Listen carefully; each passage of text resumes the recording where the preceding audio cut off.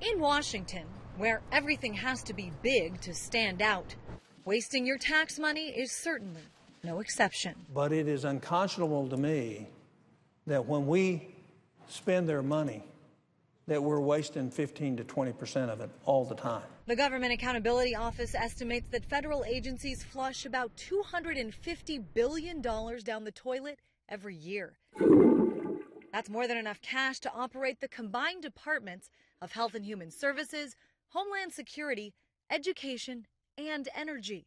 Lawmakers talk about waste, lament it, sometimes even rail against it.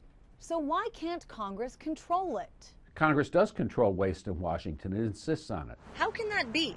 Congress insists on wasting your tax dollars? When you've got 312 million people represented by 435 representatives and 100 senators, there's somebody there saying keep it in, and those combined keep it ins manage to prevent most of it from being thrown out. The formula for how the federal government ends up creating dozens and sometimes even hundreds of overlapping programs, such as those for job training and renewable energy. The problem in Washington is that everyone thinks their solution is the best, and there are no consequences for failing to provide a solution. The closest thing Congress has to a cop on the beat is the Government Accountability Office, and it can't force anyone to do anything, only make recommendations. One of the issues we find is that programs may be not working as effectively as policymakers had intended, and so they create another program to help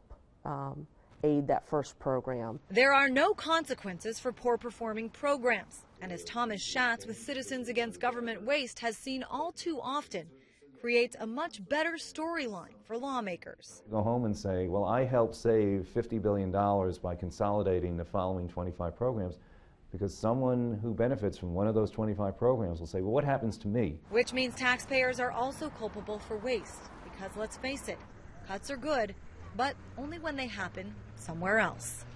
I'm Christine Frizzell reporting.